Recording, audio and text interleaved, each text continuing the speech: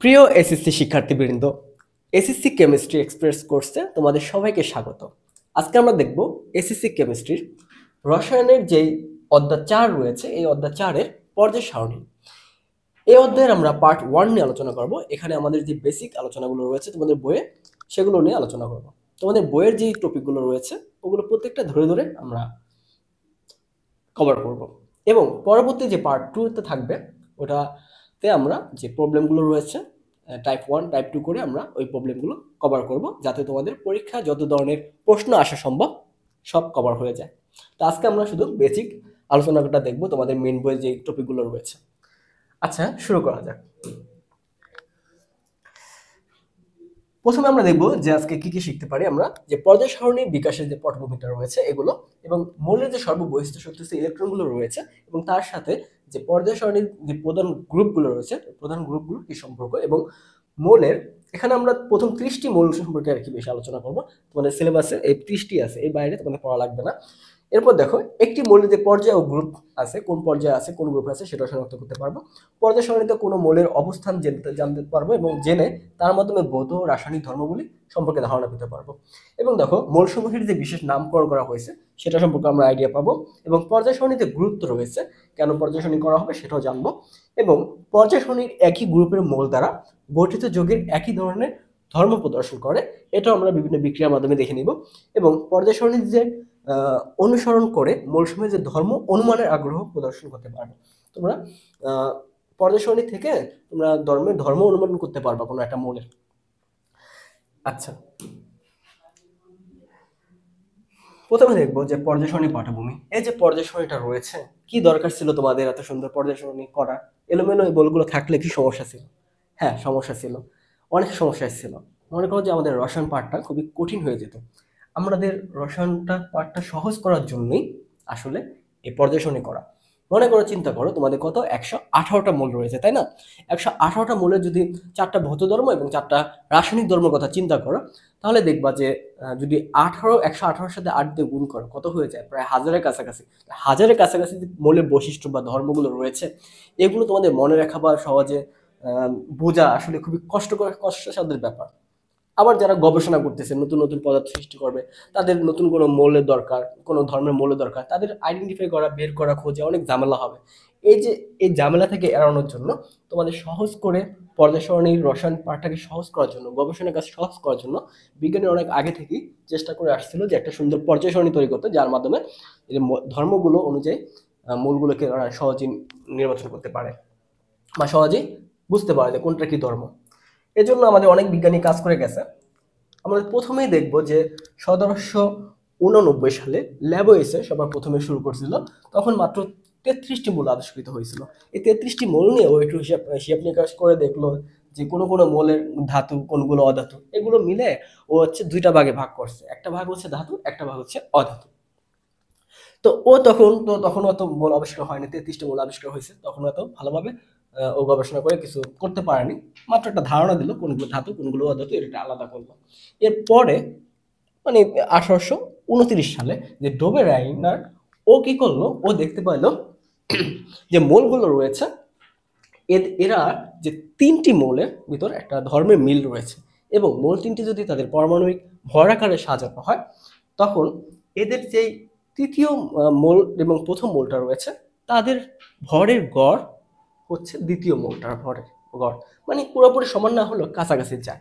তো ও একটা সূত্র দিল, সেটা হচ্ছে পর্যায় সারণীর 2টি মৌলের পারমাণবিক ভরের গড় অন্য একটি মৌলের পারমাণবিক ভরের প্রায় সমান, এবং মৌল 3টি ধর্ম একই রকম হয়ে থাকে।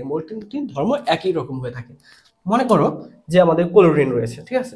ক্লোরিন এবং আয়োডিন, এই যে ক্লোরিন এবং আয়োডিন, এই দুইটার যদি গড় করি, মানে দুইটার যে ভর, এখানে আছে 35 আর এখানে আছে 126, আমরা আনুমানিক হিসাব করি যেখানে কত হইতে পারে, 30। মনে করো যে এখানে হলো যে 160 হলো দুইটার ভর। এখন দুটাকে যদি অর্ধেক করি, অর্ধেক করলে কত আসতে পারে? অর্ধেক করলে আসতে পারে 80 আসবে। 160কে অর্ধেক করলে 80 আসবে। দেখো যে মাঝখানে যে মোলটা রয়েছে ব্রোমিন, এর ভর কিন্তু 79 বা 80। তাহলে দুইটা ভরের, মনে করো যে ক্লোরিনটা রয়েছে, এই ক্লোরিনটার এই ভরটার সাথে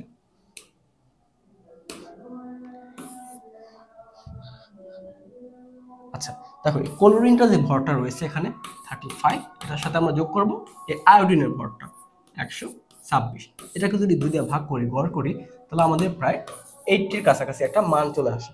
এখন দেখো এটার মান কিন্তু এই ব্রোমিনের সাথে মিলে যায়। তার মানে ও এই কথাটা বলছিল যে যে 3টা মৌলের ভর অনুযায়ী যদি সাজানো হয় এবং এদের যে প্রথমটা এবং তৃতীয়টা, এই মৌলটার ভরের গড় হবে মাঝের যে মৌলটা থাকবে এবং এদের ধর্ম সবারই একই রকম থাকবে। দেখো এখানে ক্লোরিন, ব্রোমিন, আয়োডিন এরা কিন্তু সবাই হ্যালোজেন গ্রুপের অন্তর্ভুক্ত। আচ্ছা, এরপরে আমরা দেখব নিউল্যান্ডের অষ্টক সূত্র। এরপর কি করলো নিউল্যান্ড, ওরাও কি করলো, ওরা হচ্ছে মৌলসমূহের যদি পারমাণবিক ভর আকারে সাজানো হয়, যে ও যে সূত্রটা দিল আর কি, অষ্টক সূত্রটা দিল, মৌলসমূহকে যদি পারমাণবিক ভরের ছোট থেকে বড় আকারে অনুযায়ী সাজানো হয়, তবে যে কোনো একটি মৌলের ধর্ম তার অষ্টম মৌলের ধর্মের সাথে মিলে যায়। মানে ও কি করছিল, যে মৌলগুলো তার পারমাণবিক ভর আকারে সাজিয়েছিল, ছোট থেকে বড় সাজিয়ে গেছিল, ঠিক আছে, যেমন হিলিয়াম, লিথিয়াম এবার সাজিয়ে গেছিল।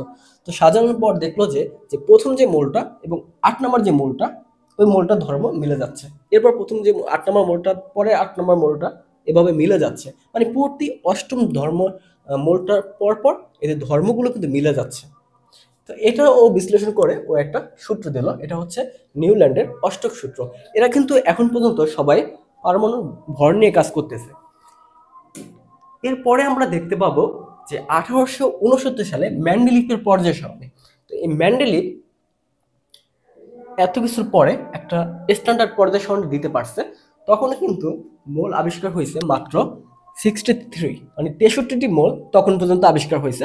তখন পর্যন্ত কিন্তু 118টা মৌল আবিষ্কৃত হয়নি। এই 63টি মৌল নিয়ে ও একটা সুন্দর একটা পর্যায় সারণী দিয়েছিল। সেটা হচ্ছে 12টি পর্যায় ছিল এবং 8টি গ্রুপ ছিল। হ্যাঁ, এটা না, কিন্তু এটা পরে আসছে।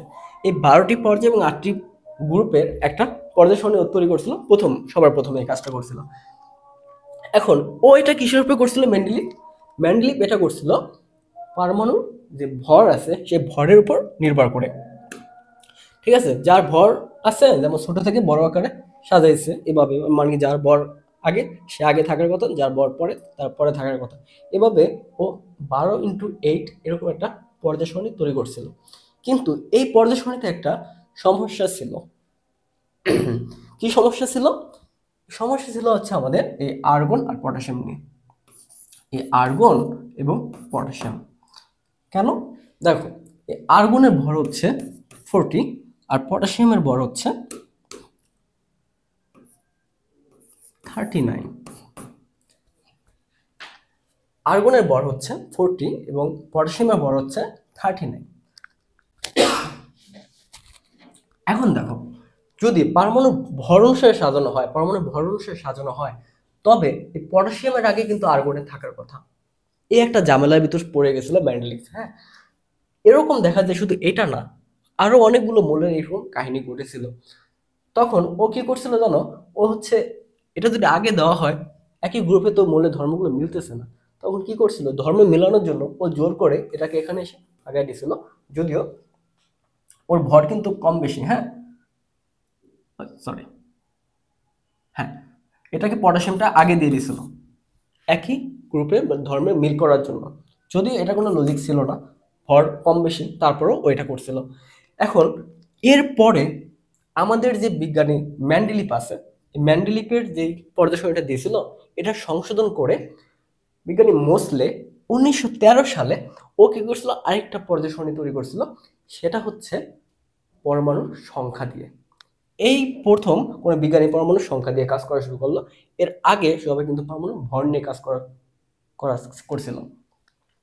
এখন ও চিন্তা করলো, যে বিজ্ঞানী মোসলে চিন্তা করলো যে আর্গনের পরমাণুর সংখ্যা কত, 18, পটাশিয়ামের পরমাণুর সংখ্যা কত, 19। এই জায়গায় যদি আমরা আর্গনটা পারমাণবিক সংখ্যা অনুযায়ী সাজাই, আর্গনটা কিন্তু ঠিকই আগে বসে, পটাশিয়ামটা ঠিকই পরে বসে। তো এভাবে দেখলো যে বাকিগুলো মিলে যাচ্ছে। তখন ও এই মেন্ডেলিফের যে পর্যায় সারণীটা আছে, এটাকে সংশোধিত করে ও আধুনিক একটা পর্যায় সারণী দাঁড় করালো, ঠিক আছে। সেটা হচ্ছে এই যে 7টি পর্যায়ে যে আমরা আধুনিক যে পর্যায় সারণীটা দেখতে পাচ্ছি, এটা সর্বাধুনিক এবং 18টি গ্রুপ, 7টি পর্যায় এবং 18টি গ্রুপের একটা পর্যায় সারণী দাঁড় করে দিল এখানে পারমাণবিক সংখ্যা দ্বারা। হ্যাঁ, পারমাণবিক সংখ্যা। তাহলে পারমাণবিক সংখ্যার মাধ্যমে বিজ্ঞানী মোসলে এই মেন্ডেলিভের পর্যায় সারণীটা সংশোধন করে দিল। এখন পর্যন্ত এটাই আছে। এটাও যে একদম ভালো তাও না, এটারও কিছু ত্রুটি আছে, আমরা দেখবো পরে।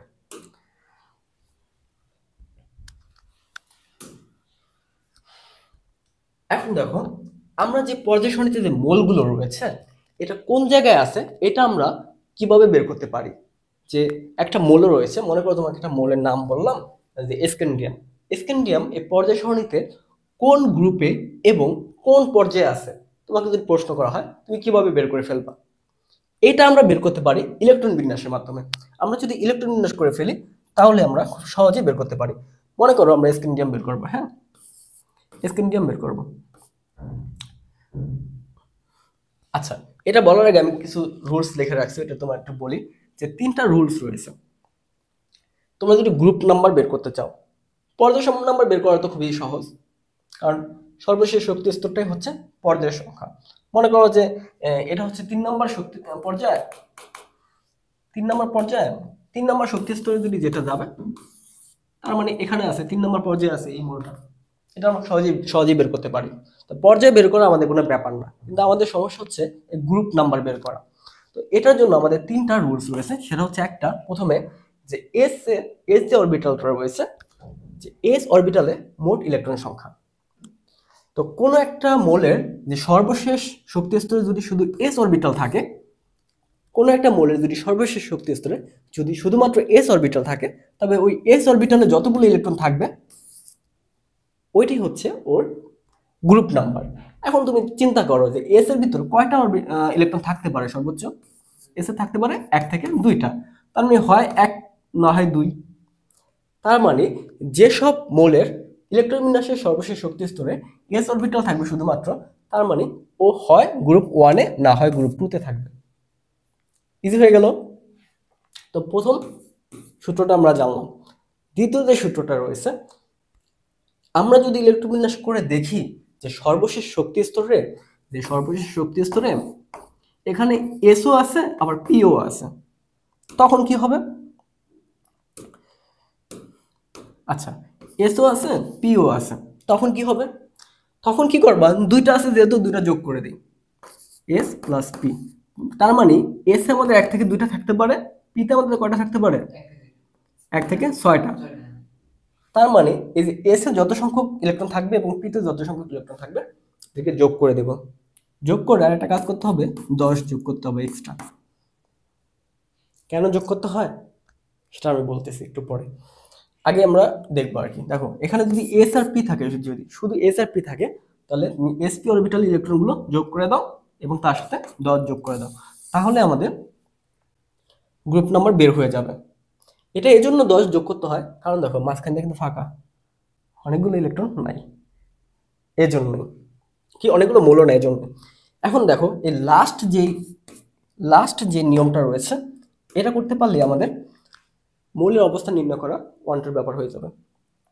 যদি সর্বশেষ শক্তি স্তর এখন ডি এবং এস থাকে, তখন কি হবে? মনে করো সর্বশেষ শক্তি স্তরে এখানে আমাদের আরেকটা শক্তি স্তর নিলাম, এখানে আছে ডি আর আছে এস, এই 2টা জিনিস আছে। সর্বশেষ শক্তি স্তরে ডিএস থাকে, তার মানে ডিএস যোগ করে দিলাম, ডি প্লাস এস। এখানে যে কটা ইলেকট্রন থাকতে পারবে, মনে করো এখানে থাকতে পারবে কত, 1 থেকে 10টা, এখানে থাকতে পারবে 1 থেকে 2টা, তাহলে সবগুলো যোগ করে দিলে যেটা পাবো ওইটি হচ্ছে এখানে গ্রুপ নাম্বার। তার মানে এই 3টা সূত্র যদি আমরা মাথায় রাখি, তাহলে আমাদের যে কোনো মৌলের অবস্থান নির্ণয় করতে পারবো, গ্রুপ নাম্বার বের করতে পারবো। কি কি? প্রথমে দেখবো যে সর্বশেষ শক্তি স্তরে যদি শুধু এস থাকে, তাহলে এস এর মোট ইলেকট্রন ওইটি হচ্ছে গ্রুপ নাম্বার। যদি সর্বশেষ শক্তি স্তরে এসপি থাকে, তাহলে এসপির ইলেকট্রন নাম্বার যোগ করে 10 যোগ করে দিব। আর যদি সর্বশেষ শক্তি স্তরে ডি এবং এস থাকে, এই 2টা যোগ করে দিব, কাজ শেষ। এখন এখানে কেন 10 যোগ করলাম না? এখানে 10 যোগ করা লাগবে না, কারণ ডি শুরু হয় আমাদের এখান থেকে ডি শুরু হয়। এখান থেকে ডি শুরু হলে দেখো এই জায়গায় কিন্তু এর কোনো ফাঁকা নাই, সব কিন্তু ভরা আছে। আর এই জায়গায় কিন্তু একটা ফাঁকা ছিল, দেখো এই হিলিয়াম ওই একদম 18 নম্বরে এই হাইড্রোজেন, 18 নম্বরে হিলিয়াম। ঠিক আছে, বিরাট বড় কিন্তু একটা ফাঁকা, কিন্তু এখান থেকে কোনো ফাঁকা নাই, সবকিছু ফিল আপ করা আছে, এই জন্য আমাদের এখানে 10 যোগ করা লাগতেছে না। এবার আমরা একটু এক্সাম্পলের মাধ্যমে দেখি যে কিভাবে এটা সলভ করা যায়। আমরা স্ক্যান্ডিয়াম প্রথমে নিয়েছিলাম, তাই না? চলো আমরা স্ক্যান্ডিয়ামই বের করি। আচ্ছা, স্ক্যান্ডিয়ামের পারমাণবিক সংখ্যা কত? 21। আমরা যদি করি, কালারটা একটু কন্ট্রাস্ট নিই। আচ্ছা, 1s2 2s2 2p6 3s 3s2 3p 6 4s 1 3d, আচ্ছা 4s2 3d1 4s2 3d1, এটাই তো ছিল। তো হয়েছে 21টা। দেখো এখানে কয়টা? 10টা, আর এখানে কত? 10টা। 10 আর 10 20, আর এ 21। তাহলে স্ক্যান্ডিয়াম পেয়ে গেছি। ইলেকট্রন বিন্যাস কি কঠিন লাগে? ইলেকট্রন বিন্যাস তো খুবই ইজি, শুধু নাম্বার গুনবা কয়টা আছে। এখন দেখো, আমরা বলছিলাম কি, আমরা বলছিলাম যে সর্বশেষ শক্তি স্তরে, মানে আমাদের একটা মোল কোথায় আছে সেটা জানতে হলে দুটা জিনিস জানা লাগে। একটা হচ্ছে এর পর্যায়, আর একটা হচ্ছে গ্রুপ, মানে কোন পর্যায়ে আছে এবং কোন গ্রুপে আছে। এখন দেখো পর্যায়ের আমরা জানতে পারবো এটা যে সর্বশেষ শক্তি স্তর, সর্বশেষ শক্তি স্তর কত?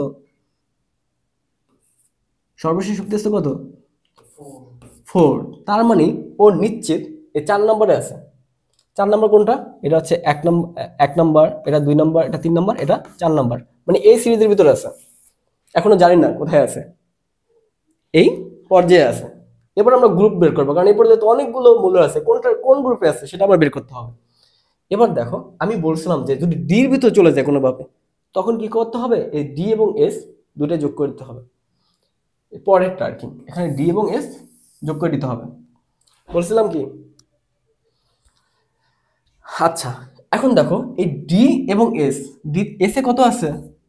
2টা, ডিতে কত আছে? 1টা, যোগ করলে কত হয়?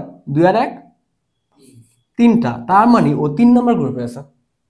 এখন 3 নম্বর গ্রুপ খুঁজি, 1 নম্বর 2 নম্বর 3 নম্বর, 3 নম্বর গ্রুপে যাই, এই যে আমাদের স্ক্যান্ডিয়াম পেয়ে গেছি না?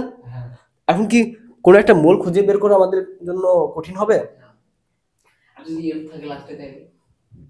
লাস্টে এফ থাকে, সেই পর্যন্ত তোমাদের আসবেও না, কারণ তোমাদের এই যে এই পর্যন্ত 4s2 বা 3d পর্যন্ত, এই পর্যন্ত গেলে তোমাদের এনাফ। ঠিক আছে, আচ্ছা আমরা আমরা বিবেচনা করবো এই 30 পর্যন্ত। তোমাদের সিলেবাস কিন্তু 30 পর্যন্ত, এর বাইরে না। এর বাইরে আরো কিছু মূল্য জানা দরকার, ওগুলো আমি বলে দেবো যে কোনগুলো কোনগুলো তোমাদের জন্য জেনে রাখা ভালো, পরীক্ষা আসবে না, জেনে রাখা ভালো। তো তোমাদের সিলেবাস কিন্তু 30 পর্যন্ত, এর ভিতরে যা আসে আসবে, ইলেকট্রন বিন্যাস বলো আর বিক্রিয়া বলো, যাই বলো, এই 30 পর্যন্ত। আর তোমরা যদি চাও যে না আমি অনেক বেশি পড়তে চাই, 118টা মুখস্থ করো, আরো ভালো। কিন্তু পরীক্ষার জন্য যদি পড়তে চাও যে আসলে আমরা পরীক্ষার জন্য পড়তে চাই, তাহলে আমি বলবো 30 পর্যন্ত এনাফ। আচ্ছা, আরেকটা কি দেখবো এক্সাম্পল?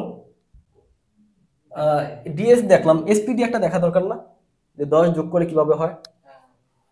আচ্ছা, আমরা কোনটা নিতে পারি? ধরো আমরা অ্যালুমিনিয়াম নিই। আচ্ছা, অ্যালুমিনিয়াম ইলেকট্রন বিন্যাস কত হবে? অ্যালুমিনিয়াম কত হতে আছে? 13 তে না? অ্যালুমিনিয়ামের ভর কত? 13। আচ্ছা, 1s2 2s2 2p6 3s কত হলো?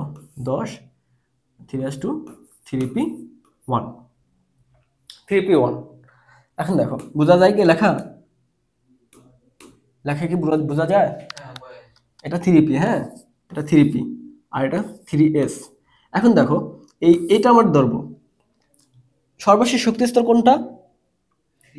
3। তার মানে পর্যায় কত? 3 নম্বর পর্যায়, 1 2 3, মানে এই পর্যায়ে আছে, পর্যায় পেয়ে গেছে। এখন এই পর্যায়ে অনেকগুলো মোল আছে, এখন গ্রুপ দরকার। এখন গ্রুপ বের করতে গেলে আমাদের সূত্র ছিল কি, এস পি তে যদি ঢুকে যায় তাহলে এস এবং পি দুটা যোগ করে দিতে হবে। এখন দেখো এস এ কয়টা ইলেকট্রন আছে? 2টা। পি তে কয়টা ইলেকট্রন আছে? 1টা। মোট ইলেকট্রন কয়টা? 3টা। যোগ করতে হবে কত? 10। তার মানে কত হলো? 13। মজার জিনিস না? ওর প্রোটন নাম্বারও 13, ওর গ্রুপ নম্বরও 13, অ্যালুমিনিয়াম প্রোটনের সংখ্যা 13, ওর গ্রুপ গ্রুপ নম্বরও 13। দারুণ ইন্টারেস্টিং না? এখন দেখি 13 নম্বর গ্রুপ কোনটা আছে। এটা 1 2 3 4 5 6 7 8 9 10 11 12 এই 13, সরি 13, এই 13 নম্বর গ্রুপে চলে যাও। এই যে আমাদের অ্যালুমিনিয়ামটা পাওয়া গেল, অ্যালুমিনিয়ামকে। তার মানে আমরা যদি এই পর্যায় এবং গ্রুপ নাম্বার জানি, তাহলে যে কোনো মোলকে আমরা এই পর্যায় সারণীর মাধ্যমে খুঁজে বের করতে পারবো, পর্যায় সারণী থেকে খুঁজে বের করতে পারবো। ওকে, তাহলে মোলের অবস্থান নির্ণয় নিয়ে আমাদের কোনো আর প্রাণ নাই। এরপর যদি প্রাণ থাকে সমস্যা নেই, পার্ট 2 তো আসি, ওখানে এটা দিয়েও কিন্তু হিউজ পরিমাণ প্রশ্ন আসে। বিভিন্ন যত প্রকার বোর্ড প্রশ্ন আছে সব জায়গায় এটা দিয়ে কোশ্চেন করবে। বোর্ড পরীক্ষা বলো আর স্কুলের পরীক্ষা বলো, সব পরীক্ষায় কিন্তু এই অংশ থেকে প্রশ্ন আসে। পরের স্লাইডে চলে যায়। এখন দেখো পর্যায় সারণী কিছু ব্যতিক্রম রয়েছে, যে আসলে সবাই কিন্তু এখনো নিখুঁত হতে পারেনি। এখন আরেক বিজ্ঞানী এসে হয়তো এটাই উদাহরণ করে দিবে। মনে করো তোমরা যদি বিজ্ঞানী হয়ে যাও, হয়ে বললো যে এই পর্যায় সারণী আর ভালো লাগতেছে না, আমি আরেকটা সুন্দর মতো পর্যায় সারণী বানাই, সেটাও করতে পারো। আচ্ছা, এখানে দেখো কি করতেছে। এখানে আমাদের দেখো এই হাইড্রোজেন কিন্তু একটা অধাতুর মতো, তাই না? অধাতু, কিন্তু ওর অবস্থান দিচ্ছে কোথায়? এই ধাতুতে। এই গ্রুপে কারা থাকে? সব ধাতু। ওর অবস্থান দিচ্ছে এই ধাতুর ভিতরে, কিন্তু ও ও কিন্তু হচ্ছে তোমার অধাতুর মতো কাজ করে। ও অধাতুর মতো কাজ করে। হাইড্রোজেন ও ধাতুর মতো কাজ করতেছে, অধাতুর মতো কাজ করতেছে। এখন ওর অবস্থান দিবে কোথায়? ধাতুতে দিবে না অধাতুতে দিবে? এটা নিয়ে একটা ঝামেলা পড়ছে। ও কিন্তু ধাতু না, তারপরে এই গ্রুপে রাখছে। এটা এই এই এই পর্যায় সারণী একটা ভুল না?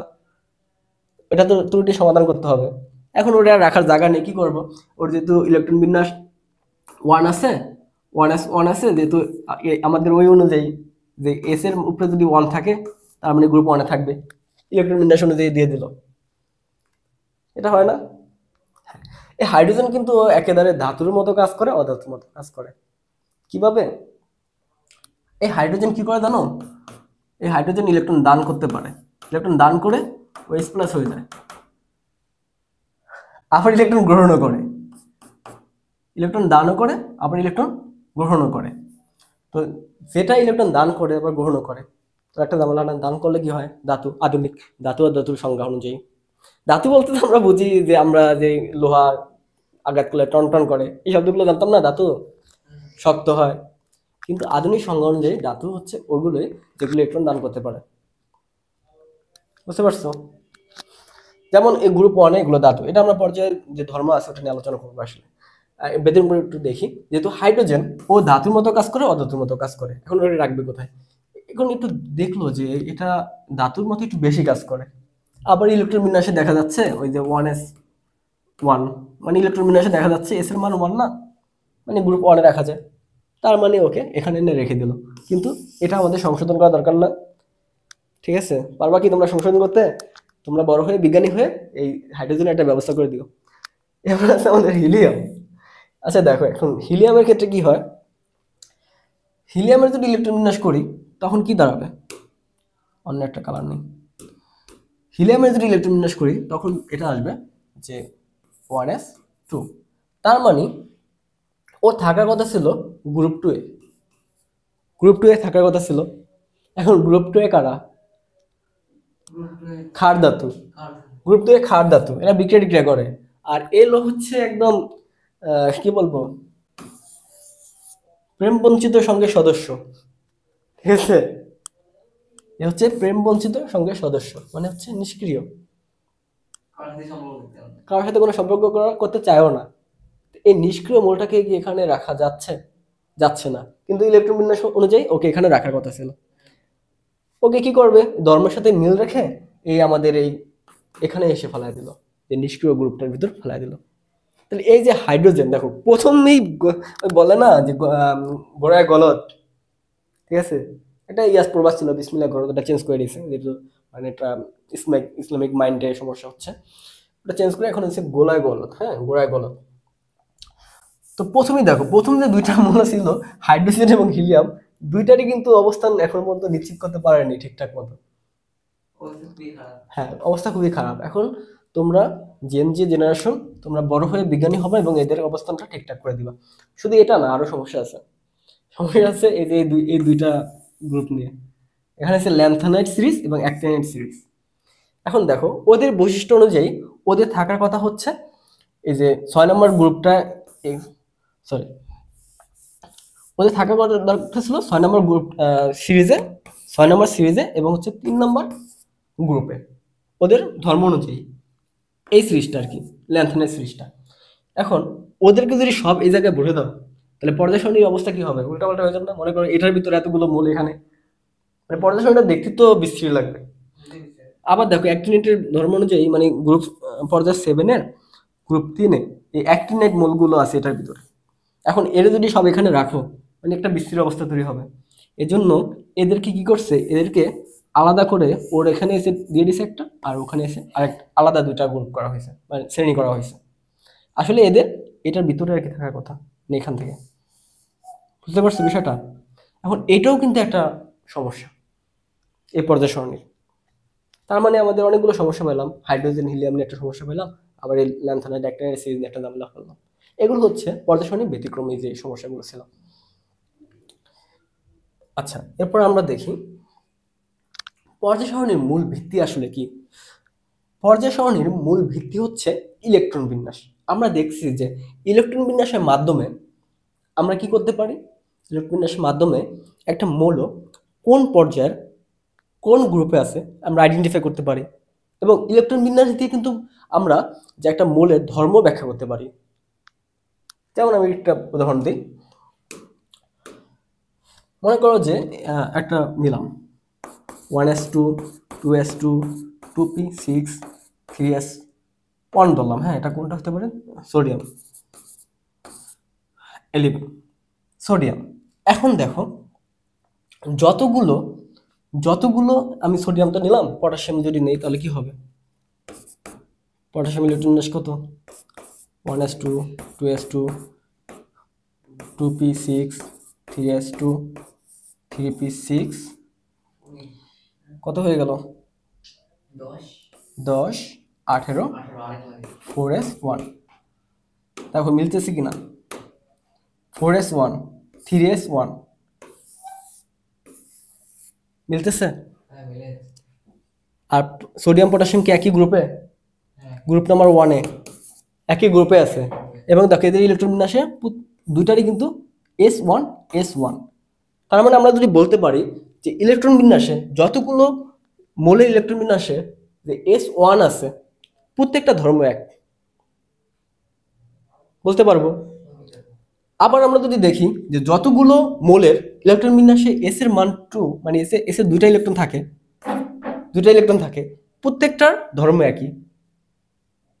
বা এস এর জায়গায় আমরা যদি 3d5 থাকতো, যতগুলো মৌলের ইলেকট্রন বিন্যাসের শেষে ডির মান 5, ওগুলো ধর্ম এক। এভাবে আমরা ইলেকট্রন বিন্যাসের মাধ্যমে আসলে যে একটা ইলেকট্রন বা মৌলের যে ধর্মগুলো আছে সেটাও ব্যাখ্যা করতে পারি, অবস্থান ব্যাখ্যা করতে পারি। এর জন্য ইলেকট্রন বিন্যাসই হচ্ছে পর্যায় সারণীর মূল ভিত্তি। এটা তোমাদের পরীক্ষায় আসে, যে তোমাদের সিকিউতে আসে। ঘ নম্বরে না আসলেও ক নম্বরে বা খ নম্বরে চলে আসবে অবশ্যই।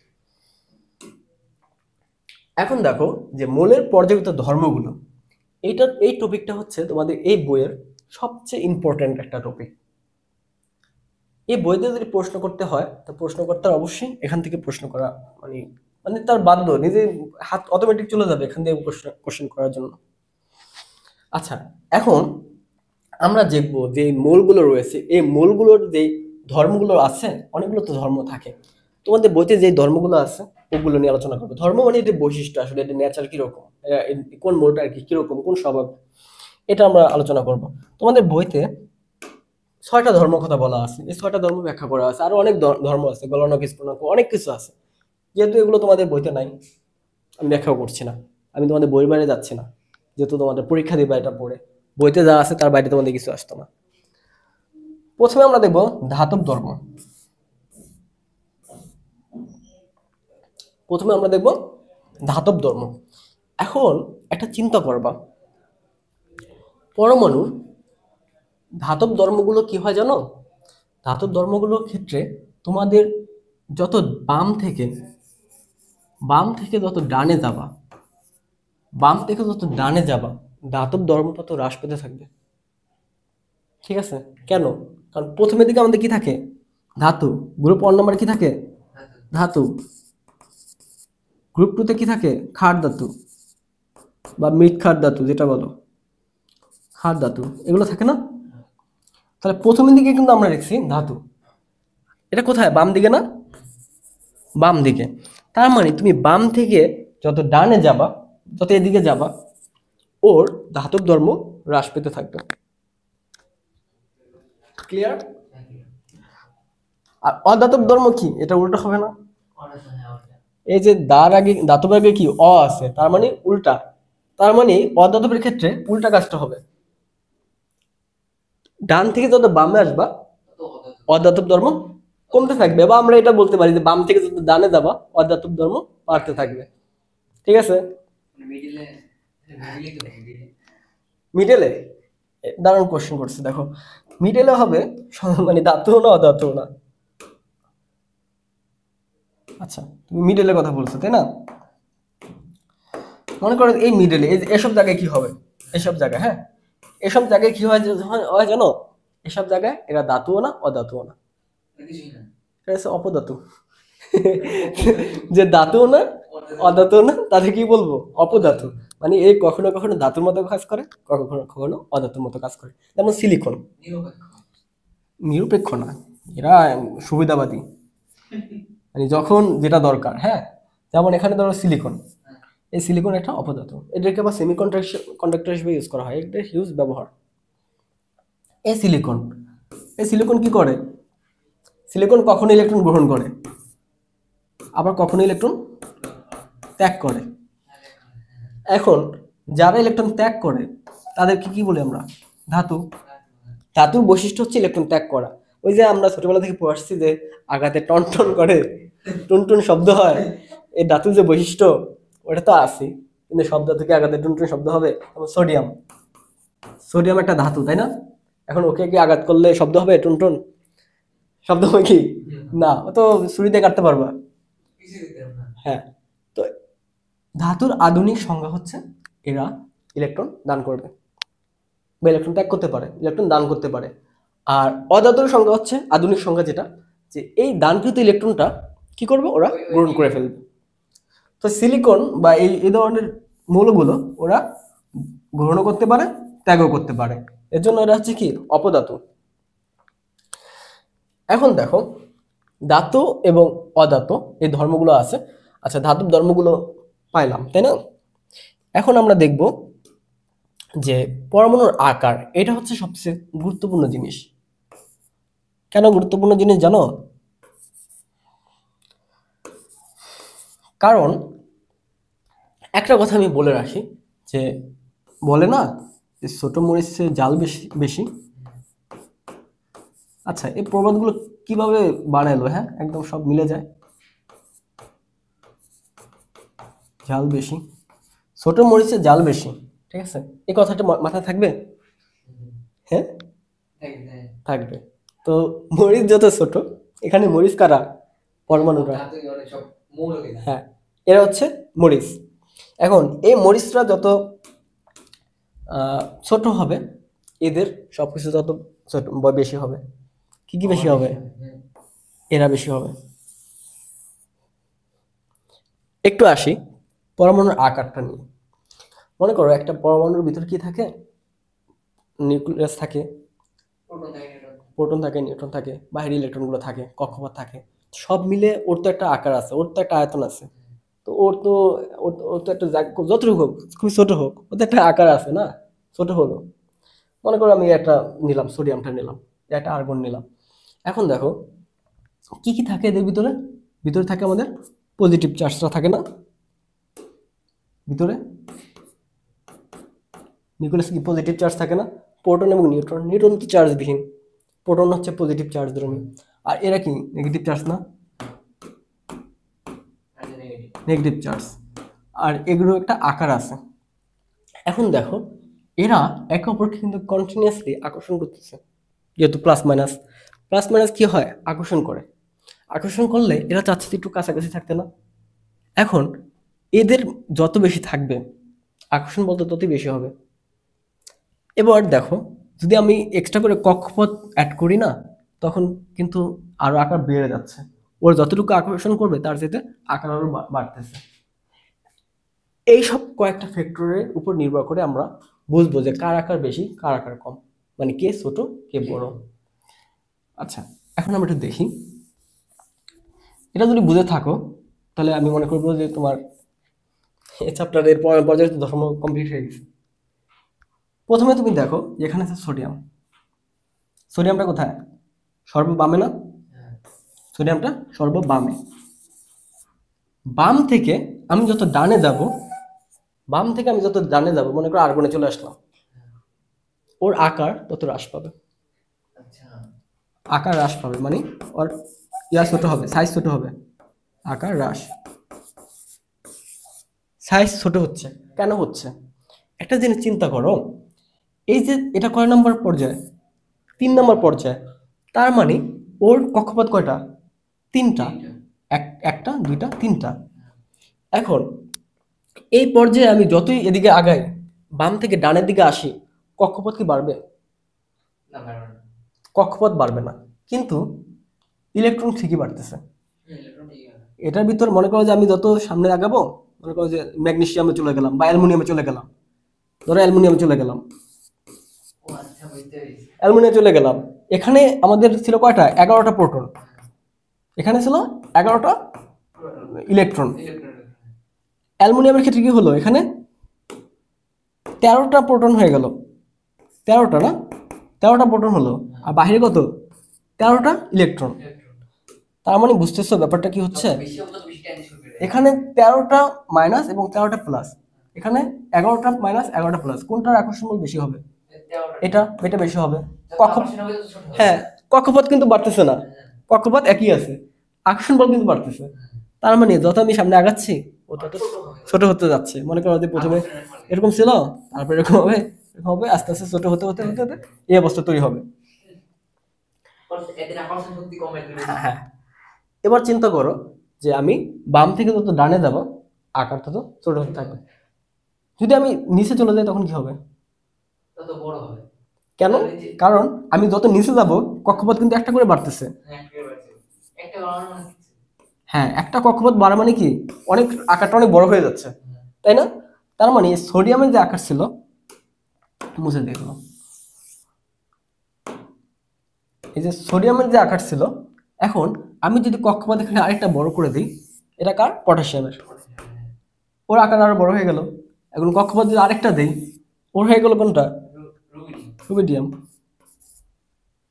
হ্যাঁ, এখন আবার যদি দেই তাহলে কি হবে, সিজিয়াম। এরপর যদি আবার যদি দেই তাহলে কি হবে, ফ্রান্সিয়াম। মানে ওদের যত নিচে যাচ্ছি আকার তত বড় হচ্ছে। আকর্ষণ বল কিন্তু আছে, কিন্তু অনেক দূরে না, আকর্ষণ বল কাজ করতেছে ঠিকই, কিন্তু আকার যতটা বাড়তেছে তার তুলনায় কম। হ্যাঁ হ্যাঁ, আকার তো বড়ই। তার মানে আমি যত উপর থেকে নিচে নামবো তত আকার বাড়তেছে। এই কনসেপ্টটা যদি তোমার মাথায় ঢুকে যায় তাহলে ধর্ম শেষ, মানে এই যে মৌলের পর্যাপ্ত ধর্ম তোমার কমপ্লিট হয়ে গেছে। এবার দেখো, আগে একটা কথা লিখে বলছিলাম যে ছোট মরিচের জাল বেশি, মরিচের ঝাল বেশি। হ্যাঁ, এখন মরিচ ছোট কোন দিকে, কোন দিকে মরিচ ছোট, মনে করো আমরা কি নিয়ে আলোচনা করব, আয়নীকরণ শক্তি নিয়ে, ইলেকট্রন আসক্তি নিয়ে, তড়িৎ ঋণাত্মকতা নিয়ে। এগুলো কি আমি একটু ব্যাখ্যা করতেছি, তার আগে আমি বলি যে তোমাকে কোশ্চেন করি যে আয়নীকরণ শক্তি কার বেশি হবে, সোডিয়ামের বেশি হবে না পটাশিয়ামের বেশি হবে? হ্যাঁ, এটা আমি সঙ্গে আসতেছি, তার আগে আমি একটু জানতে চাচ্ছি যে ছোট মরিচের জাল বেশি, মানে এদের প্রতিটা মান বেশি হবে, যার মরিচ যত ছোট, মানে যে পরমাণু যত ছোট, যে পরমাণু যত ছোট, হ্যাঁ, তার তার কি হবে, এই মানগুলো তত বেশি হবে। এখন দেখো এই সোডিয়ামের এই আয়নীকরণ শক্তিটা বেশি হবে না পটাশিয়ামের আয়নীকরণ শক্তিটা বেশি হবে? সোডিয়াম বেশি হবে, কারণ সোডিয়াম কি ছোট। এবার বলো সোডিয়ামের আয়নীকরণ শক্তি বেশি হবে না ম্যাগনেসিয়ামের আয়নীকরণ শক্তি বেশি হবে? সোডিয়ামের না ম্যাগনেসিয়ামের? হ্যাঁ, ম্যাগনেসিয়ামের। ম্যাগনেসিয়ামের। গুড। যদি ইলেকট্রন আসক্তির বলে আসি, যে সোডিয়াম না পটাশিয়াম, ইলেকট্রন আসক্তি কার বেশি, সোডিয়াম না পটাশিয়ামের? আসক্তি হচ্ছে সোডিয়ামের। সোডিয়ামের। আর সোডিয়াম আর ম্যাগনেসিয়ামের ভিতরে ম্যাগনেসিয়ামের। ম্যাগনেসিয়ামের। সাইজ আর ছোট, এটা চিন্তা করবা, সাইজ ছোট মানে এরা তত বেশি। এবার আসি যে আয়নীকরণ শক্তি কি, ইলেকট্রন আসক্তি কি, এগুলো একটু আসি। হ্যাঁ, এগুলো এগুলো বোঝাই। এখন দেখো আয়নীকরণ শক্তি, আয়নীকরণ শক্তি মানে হচ্ছে যে আয়নের তৈরি করা। আমরা যে পরমাণুগুলো দেখি, এই সোডিয়ামটা, মনে করি সোডিয়ামটা আছে, হ্যাঁ এখানে তো আছে, সোডিয়ামটা আছে। এখন এই সোডিয়ামটাকে আমি যদি আয়নে পরিণত করতে চাই, কোন আয়নে পরিণত করবো? সোডিয়াম মূলত কোন আয়নে পরিণত হয়? প্লাস আয়নে পরিণত হয়। সোডিয়াম একটা ইলেকট্রন ত্যাগ করে, তাই না? হ্যাঁ, একটা ইলেকট্রন ত্যাগ করে। এটা থেকে আমি যদি একটা ইলেকট্রন ত্যাগ করি, আসলে একটা তো ইলেকট্রন না, এক মোল ইলেকট্রন বলা হয়। এটার সংজ্ঞাটা যদি এরকম বলি যে এক মোল কোনো গ্যাসীয় পরমাণু থেকে এক মোল ইলেকট্রন অপসারণ করতে যে পরিমাণ শক্তি প্রয়োজন হয় ওইটাকে বলা হয় আয়নীকরণ শক্তি। এই শক্তি, এটার নাম কি? শক্তি। এই যে শক্তিটা আছে, এই শক্তিটা হচ্ছে, মনে করো এক মোল সোডিয়াম বা এক মোল ধরো হাইড্রোজেন, যে কোনো একটা ধরো, বা এক মোল ক্লোরিন, ধরো এক মোল ক্লোরিন, এটার যে গ্যাসীয় অবস্থা থাকবে না, গ্যাসীয় অবস্থা থেকে এক মোল ইলেকট্রন আমি যদি এটা থেকে অপসারণ করে নিই, ক্লোরিন থেকে তো অপসারণ করবো না, এটাতে দিতে হবে আর কি। যাই হোক, সোডিয়ামের ক্ষেত্রে আসি। এক মোল সোডিয়াম থেকে যদি এক মোল ইলেকট্রন আমি অপসারণ করতে যাই, যেহেতু আমাকে ইয়া করতে হবে, সোডিয়াম প্লাস বানাতে হবে। সোডিয়াম প্লাস বানাতে হলে কি করতে হবে? একটা ইলেকট্রন ত্যাগ করতে হবে না? সোডিয়াম থেকে ইলেকট্রন ত্যাগ করতে হবে, তাহলে তো আমাদের হবে কত? Sodium plus. আর এই সোডিয়াম প্লাস আয়নে পরিণত করতে যে পরিমাণ শক্তি প্রয়োজন হচ্ছে সেটা হচ্ছে আয়নীকরণ শক্তি, মানে আয়নে পরিণত করছি। সোডিয়াম প্লাস আয়নে পরিণত করতে যে পরিমাণ শক্তি দরকার, তার সংজ্ঞাটা কি হবে? এক মোল গ্যাসীয় কোন মোলের থেকে এক মোল ইলেকট্রন অপসারণ করতে যে পরিমাণ শক্তি আমাদের দরকার, ওটা হচ্ছে আয়নীকরণ শক্তি। আর ইলেকট্রন আসক্তি কোনটা? উল্টাটা এটার। ইলেকট্রন আসক্তি আয়নীকরণ শক্তির সম্পূর্ণ উল্টা। যেমন ওইটার ক্ষেত্রে কি হবে, এখান থেকে আমরা এক মোল ইলেকট্রন সরাই নিচ্ছিলাম, আর এখানে কি করবো? এক মোল ইলেকট্রন দিব, ঠিক আছে? এক মোল ইলেকট্রন দিব। মনে করো ক্লোরিনের ক্ষেত্রে কি করব? যে এক মোল ইলেকট্রন দিতে হবে, এক মোল ইলেকট্রন, হ্যাঁ এক মোল ইলেকট্রন দিতে হবে। এক মোল ইলেকট্রন দিলে ও যে পরিমাণ শক্তি নির্গত করবে আর কি, এর আগে কি করতো? শোষিত করতো। এখানে কি করবে? শোষিত করতো। আর এখানে কি করবে? নির্গত করবে। বুঝতে পারছো? তা আয়নীকরণ শক্তির ক্ষেত্রে আমরা ইলেকট্রন শোষণ করে, অপসারণ করার ক্ষেত্রে, ইলেকট্রনগুলো অপসারণ করার ক্ষেত্রে শক্তি শোষণ করে, আর ইলেকট্রন আসক্তির ক্ষেত্রে শক্তি নির্গত করে। বুঝতে পারছো? এবং ক্লোরিনটা আছে, এই ক্লোরিনটাকে যদি আমরা আয়নীকরণ ইলেকট্রন আসক্তির মানটা বের করতে চাই, তাহলে বের হবে কত? যে ক্লোরিনটা আছে এরকে আমি যদি এক মোল ইলেকট্রন নেই, মানে এক মোল যদি ক্লোরিনকে, এটা গ্যাসীয় অবস্থায় থাকবে অবশ্যই। আচ্ছা দেখো,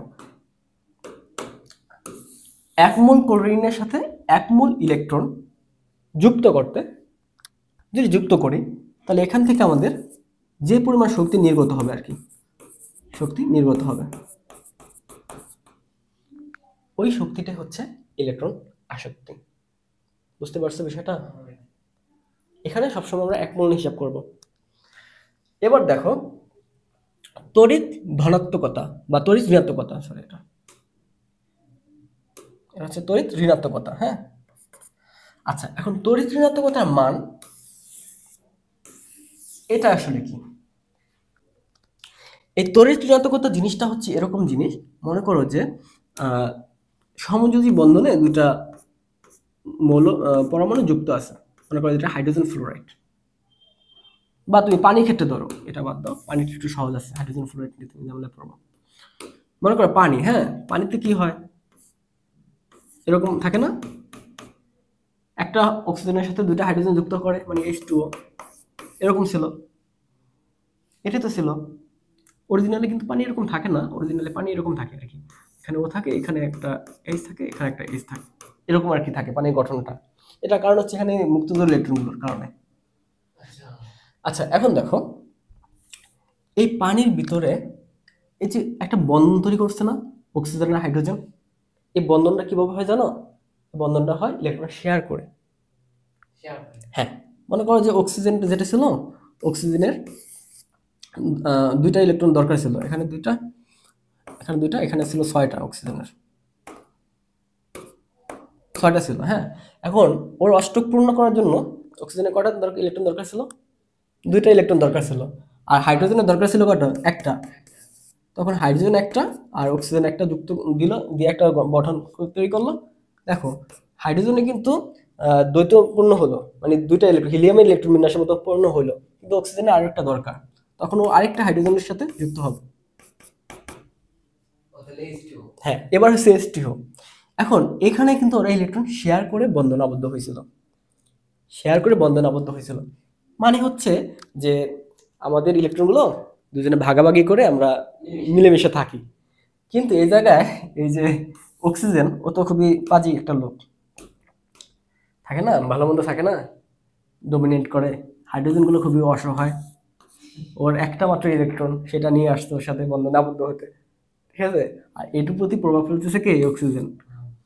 ও কি করতেছে, এই যে দুইটা ইলেকট্রন ছিল না, দুজনের সাথে যে শেয়ার করে বন্ধন গঠন করছিল, এখন এই অক্সিজেনটা ও নিজের দিকে একটু টেনে বেশি নিয়ে যাচ্ছে, আমার কাছে ইলেকট্রন গুলো একটু বেশি থাকুক, ওকে কম দিচ্ছে আর কি। হ্যাঁ হ্যাঁ, এই কাজটা করতেছে। করে কি হয়, ও তোমার ডেল্টা মাইনাস আকারে থাকে, ও ডেল্টা পজিটিভ আকারে থাকে, মানে ওর একটু অভাব থাকে আর কি ইলেকট্রনের, আর ও ইলেকট্রন বেশি নিয়ে নেয়। এই যে ইলেকট্রন ওর দিকে বেশি নিয়ে যাওয়ার যে ক্ষমতা, এই ক্ষমতাটাই হচ্ছে তড়িৎ ঋণাত্মকতা। আচ্ছা এখন এর কার কত, এটা একটা মান দিয়ে দিছে অবশ্য, অক্সিজেনের কত হয় জানো? যার যত ইলেকট্রন বেশি তার তত বেশি ক্ষমতা। না, বিষয়টা ওরকম না, এটার মান আছে একটা, হ্যাঁ, এটা মান আছে, মানে আমরা আমরা এটা দিই F1, ফোন কল সিস হলো, আরো আরো এরকম আছে, আমরা এটা দিয়ে আর কি পেয়ে যাব, হ্যাঁ। দেখো সিস হলো, ফোন কল সিস হলো, এরকম একটা জিনিস ছিল। তো এফ সবচেয়ে, ওর সবচেয়ে তড়িৎ ঋণাত্মকতার মান বেশি, ওর হচ্ছে তোমার 4 আমাদের, ঠিক আছে, ওর হচ্ছে 3.5, আর ওর হচ্ছে 3, ওর হচ্ছে 2.5, আর হাইড্রোজেনের হচ্ছে 2.1, হাইড্রোজেন হচ্ছে 2.1। এখন দেখো ওর হচ্ছে কত, অক্সিজেনের কত 3.5, হাইড্রোজেনের কত 2.1, তার মানে ওর ইলেকট্রন নিজের দিকে বেশি টেনে নেওয়ার ক্ষমতা বেশি, এই জন্য এই হাইড্রোজেন থেকে ওই ইলেকট্রনগুলো টেনে এদিকে নিয়ে নিয়ে গেছে, বুঝছো? তার মানে যে সমযোজী বন্ধনে আবদ্ধ হয়ে যে কোনো মৌলের নিজের দিকে ইলেকট্রনগুলো টেনে নেওয়ার যে ক্ষমতা, সেটা হচ্ছে তড়িৎ ঋণাত্মকতা। এখন এই তড়িৎ ঋণাত্মকতার মান, যার আকার যত ছোট হবে তার তত বেশি হবে, ঠিক আছে, এটাও ওরকম ভাবে আসছে। আচ্ছা, এরপরে আমরা চলে যাই। আচ্ছা, এখন বিভিন্ন গ্রুপে উপস্থিত মৌলগুলোর বিশেষ যে নামগুলো রয়েছে, কোন গ্রুপের একটা মৌলগুলো কি কি নাম দিছে, সেটা আমরা একটু দেখব। আচ্ছা দেখো, গ্রুপ নাম্বার 1, এটা 1 না, এই গ্রুপটার নাম দিছে ধাতু। এটা নাম কি? ধাতু। ধাতু দিছে, কেন ধাতু দিছে? কারণ এরা ইলেকট্রন ত্যাগ করে বা দান করতে পারে, আর ধাতুর সংজ্ঞা হচ্ছে যারা ইলেকট্রন দান করতে পারে তারা হচ্ছে ধাতু। এখন দেখো, ইলেকট্রন দান করতে পারে। এরপরে যে গ্রুপটা রয়েছে 2 নাম্বার, এর হচ্ছে ক্ষার ধাতু। হ্যাঁ, ধাতু বলতে ক্ষার ধাতু, এরা শুধু ধাতু না, এটা হচ্ছে ক্ষার ধাতু, ক্ষার প্লাস ধাতু দুইটা হয়, হ্যাঁ, ক্ষার ধাতু এরা। গ্রুপ 1 নম্বরে এর হচ্ছে ক্ষার ধাতু, আর গ্রুপ 2 নম্বরে এর হচ্ছে মৃৎ ক্ষার ধাতু। এখন এদের কেন মৃৎ ক্ষার ধাতু বলা হয়? মৃৎ ক্ষার ধাতু এই জন্য বলা হয় কারণ এরা, এদের যে বেশিরভাগ পাওয়া যায় মাটির ভিতরে, মাটির যে যৌগগুলো থাকে ওদের ভিতরে বেশিরভাগ এইগুলো পাওয়া যায়। যেহেতু মাটিতে পাওয়া যায়, মৃৎ, মৃৎ মানে মাটি, মৃৎ মানে মাটি, আর যেহেতু বেশিরভাগ মাটির কম্পাউন্ডে বা যৌগগুলোতে এদের পাওয়া যায়, তার জন্য এটার নাম দিয়েছে মৃৎ ক্ষার। আর ক্ষার মানে কি? ক্ষার মানে হচ্ছে এরা যে পানির সাথে বিক্রিয়া করে। খাবার পানির সাথে, আর মিট মানে হচ্ছে হ্যাঁ, পানির সাথে। মনে করো যে এটা আমরা যদি সোডিয়ামটা ধরি, হ্যাঁ, সোডিয়ামকে যদি আমি পানির সাথে বিক্রিয়া করি, মানে পানির সাথে বিক্রিয়া করি H2O, তখন কি করবে? ও এখান থেকে হাইড্রোজেন বিমুক্ত করে দিবে, এখান থেকে ও হাইড্রোজেনটাকে বিমুক্ত করে দিবে, ঠিক আছে? হাইড্রোজেন গ্যাস আকারে ওখানে উড়ে চলে যাবে, আচ্ছা, তাহলে কি থাকবে? বুঝছো? আর এখানে থেকে কি হবে? যে ও ওএইচ তৈরি করে এখান থেকে যে সোডিয়াম হাইড্রোক্সাইড এরকম একটা ক্ষার তৈরি করবে, ঠিক আছে? তো এই কাজগুলো করে, এর জন্য ওরা পানির সাথে বিক্রিয়া করে হাইড্রোজেন বিমুক্ত করে দেয়, আবার ক্ষার তৈরি করে। তো এই কাজগুলো হয়, এই জন্য এদেরকে ক্ষার বলা হয় এবং ক্ষার ধাতু। আবার দেখো, এই যে 3 নাম্বার থেকে, এগুলো তো 4, 5, 6, অর্থাৎ কত কত কত, এটা 3 থেকে 4, 5, 6, 7, 8, 9, 10, 11, 12, এই যে 12 নম্বর গ্রুপগুলো আছে, এই যে 3 থেকে 12 এই পর্যন্ত যারা আছে না, এই গ্রুপগুলোর নাম দিছে অবস্থান্তরমূলক। কি নাম? অবস্থান্তর, অবস্থান্তরমূলক। এদের নাম অবস্থান্তরমূলক কেন দিছে?